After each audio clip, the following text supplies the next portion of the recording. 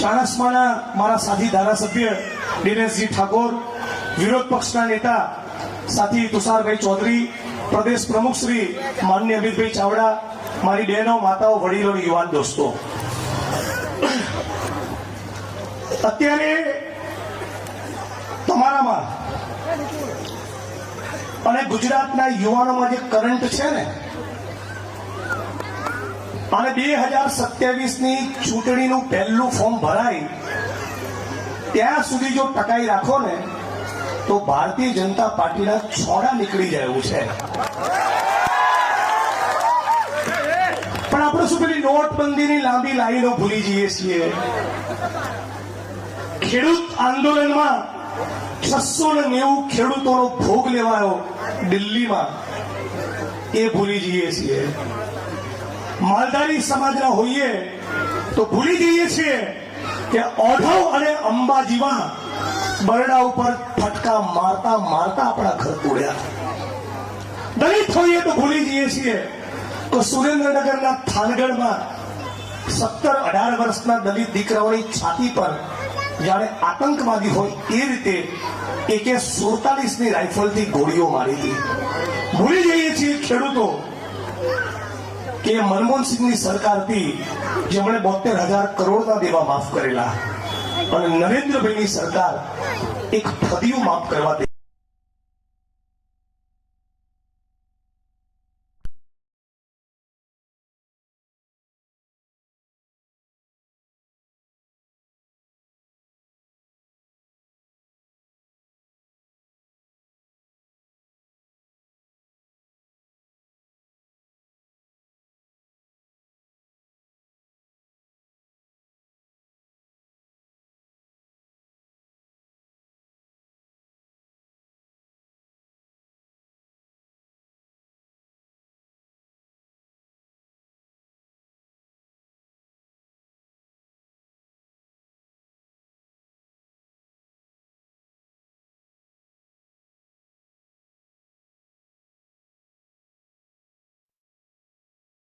જ્વાળા પેદા કરો, થોડો તમારામાં ઇન્કલાબ પેદા કરો યુવાનો, અને છાતી ખોલીને ચાણસ્માની બજારમાં ઉભારો અને કહો કે સંઘ પરિવારના લોકોએ ભારત ભૂમિ સાથે સ્વતંત્રતાના આંદોલનમાં ગદ્દારી કરી હતી, અને કોંગ્રેસ પાર્ટી હતી જેના સિપાહીઓએ છાતી પર ગોળી ખાધી હતી અને હસતા હસતા જેલની કારાવાસ અને જેલની યાત્રાઓ ભોગવી હતી. આ ચાણસ્માની બજારમાં છાતી ખોલીને કહો તમે અમે હિન્દુ, મુસ્લિમ, શીખ, ઈસાઈ બધા સાથે મળીને રહીએ છીએ. આ મારી આંખ સામે બહેનો બી છે, ભાઈઓ પણ છે, ઠાકોર સમાજ પણ છે, દલિત સમાજ પણ છે, માલધારી સમાજ પણ છે, ગામનો સર્વ સમાજ છે. કોંગ્રેસની એક જ વિચારધારા છે કે સર્વ સમાજના લોકોને લઈને ચાલવું. આદિવાસી, ઓબીસી, દલિત, મુસ્લિમ, હિન્દુ બધા જ સમાજના લોકોનો સરવાળો થાય ત્યારે આ હાથનો પંજો બને છે. એવી કોંગ્રેસ પાર્ટીની વિચારધારા છે. પણ આજે જ્યારે ગુજરાતની અને દેશની રાજનીતિની વાત આવે ત્યારે ભારતીય જનતા પાર્ટી શું કરે છે? તમારા સંસાધન, તમારા ગૌચર, તમારી જમીનો વેચી ઉદ્યોગપતિ, પૂંજીપતિઓના હવાલે કરવાની, અને પછી લાગે કે ચૂંટણી વખતે વસ્તી બરાબર બગડવાની છે, વિફળવાની છે, એટલે સમાજને હિન્દુ અને મુસલમાનમાં વહેંચી દે. આટલી વસ્તુ જો આપણે સમજી શકીએ તો મને લાગે છે કે 2027માં કોઈ રોકી ના શકે આપણી સરકાર બનાવતા. આજે જન આક્રોશ રેલી નીકળી છે, આ જન આક્રોશ રેલીના માધ્યમથી આખા ગુજરાતનો ખેડૂતોનો અવાજ અમે બની રહ્યા છીએ. અમારી એક જ વાત છે કે મનમોહનસિંહજીની સરકારે 72,000 કરોડના દેવા માફ કર્યા, તો ગુજરાતની પણ સરકાર એ ગુજરાતના એક એક ખેડૂતના, જગતના તાતના દેવા માફ કરે, અને નહીં કરે તો તમારો તંબુ અમે ઉખાડીને ફેંકી દઈશું. આજે આખા ગુજરાતમાં દારૂ, જુગાર, કૂટણખાના, ડ્રગ્સનો કાળો કારોબાર બંધ કરાવવો છે કે નથી કરાવવો?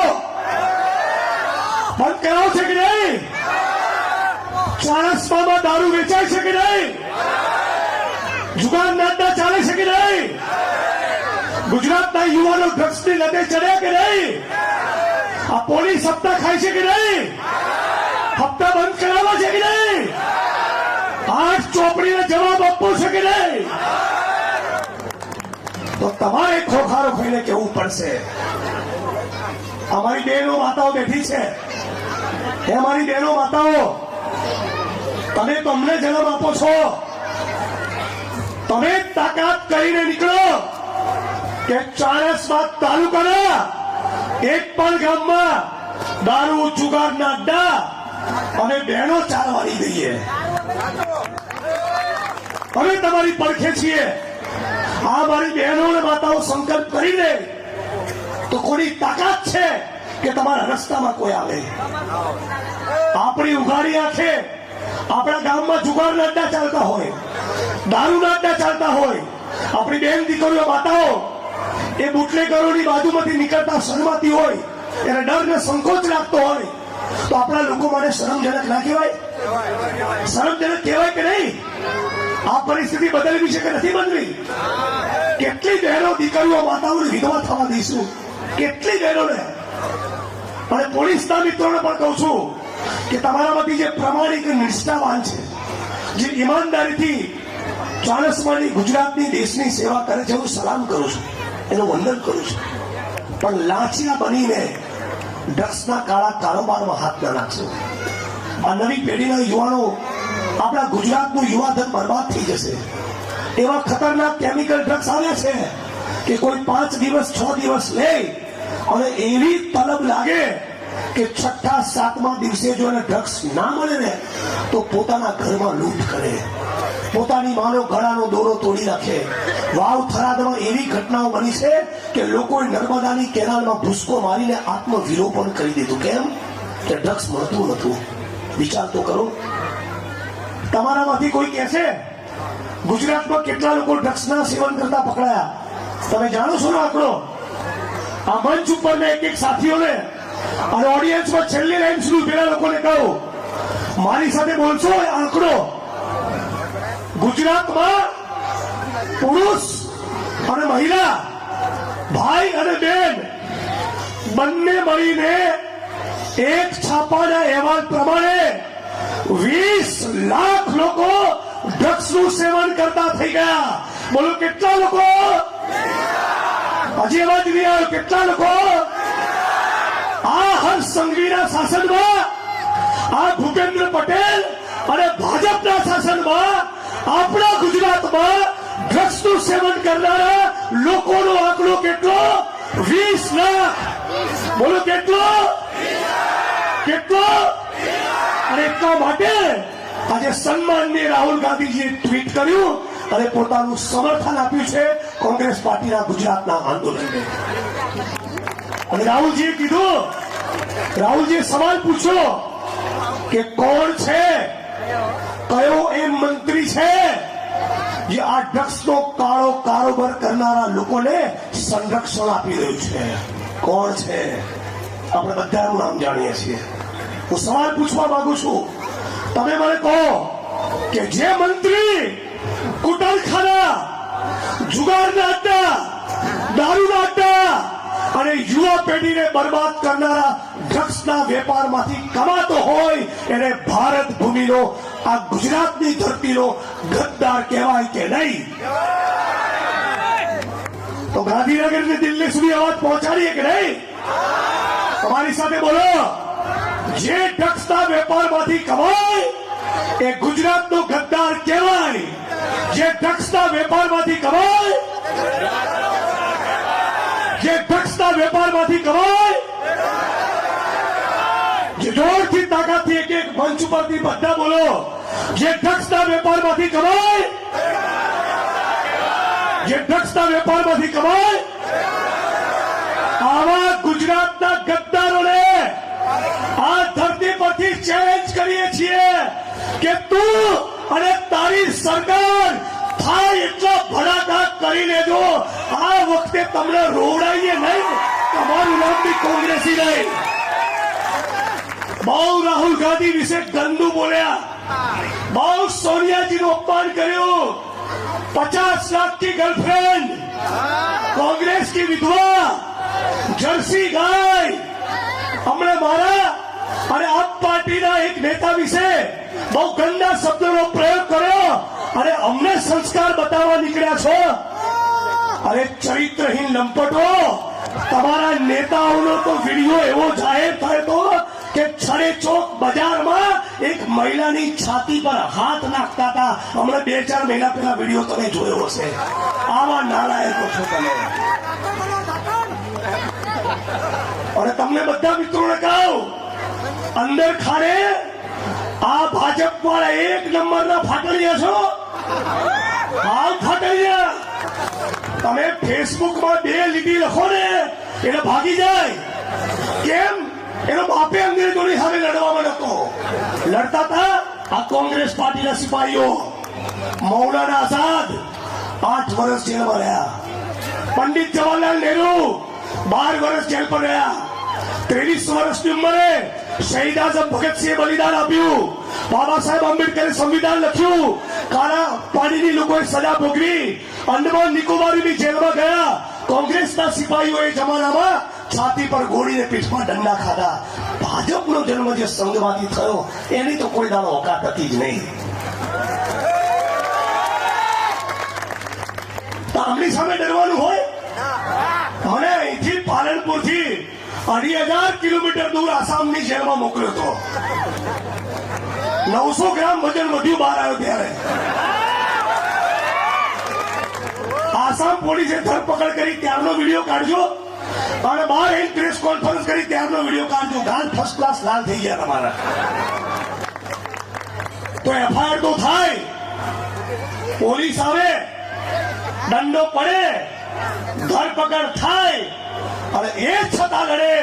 એનું નામ ભડવીર, એનું નામ ક્રાંતિકારી, એનું નામ ઇન્કલાબી અને એનું નામ સાચો રાહુલ ગાંધીનો સિપાહી.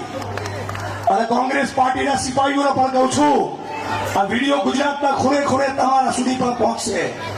તાલુકા જિલ્લા પંચાયતની ચૂંટણી આવે છે.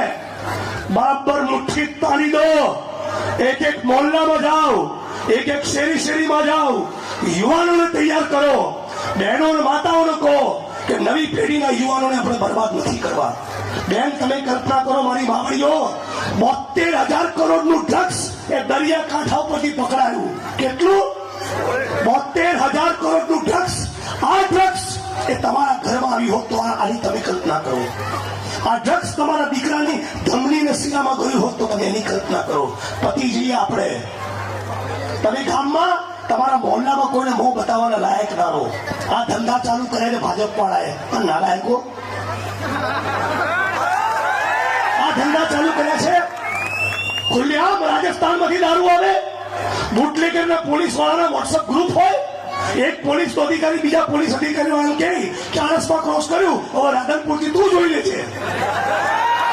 રાધનપુરથી કહે પાટણ ગાડી પહોંચવાઈ, હવે તું જોઈ લેજે. પાટણથી વડાઈ કઈ બાજુ તો બેસા કે ઉભી રાખજે, ત્યાંથી કટિંગ કરવાનું છે. કેમ? ડીવાયએસપી નો હપ્તો સેટ થયેલો છે. સાચું ખોટું? એટલે 20% કમાઈ બિચારા પેલા ગરીબ નાના પોલીસ કર્મચારીઓ અને મંત્રીઓ અને આઈપીએસ અધિકારીઓ કમાય 80%. આ 80% ચોરોની સામેની અમારી લડાઈ છે. પોલીસની ટીમ છે, સ્ટેટ મોનિટરિંગ સેલ. બહુ ફાંકા મારે એ લોકો બી, પણ સસ્પેન્ડ કોને કરે? કોન્સ્ટેબલ, હેડ કોન્સ્ટેબલ, પીએસઆઈ ને પીઆઈ. ઉપર તાકાત નથી. ઉપર એમના જે ભાઈબંધો બેઠા છે એની જોડે ઘણી સેટ થયેલું છે.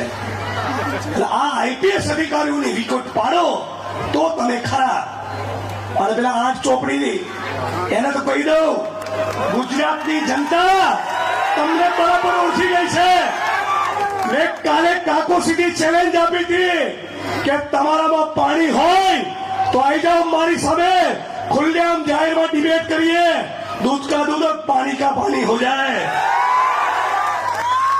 અને કાલે બી વચન આપ્યું હતું, આજે બી આપું છું લાલજીભાઈ. 8 ચોપડીને 9માના પાઠ્યપુસ્તકનો કોઈ સવાલ નહીં પૂછ્યો. 8મા સુધીનો સવાલ એ તમને બધા ઓળખી ગયા છે.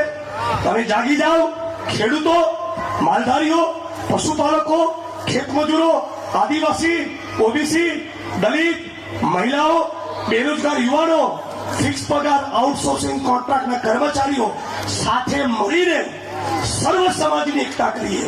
પટેલ ને કોળી ને ઠાકોર ને દલિત ભૂલીને ગુજરાતી બની જઈએ, ભારતવાસી બની જઈએ તો ચોક્કસ 2027 ની ચૂંટણીમાં તાલુકા જિલ્લા પંચાયતમાં આપણો ભવ્ય વિજય થશે અને ભગતસિંહ અને બાબા સાહેબ આંબેડકરના સપનાનું ભારત બનાવવા અને પ્રવૃત્ત થઈશું. એ વાત સાથે મારી વિનયવાણીને વિરામ આપું છું. આ તમામ લોકોનો ખૂબ ખૂબ આભાર.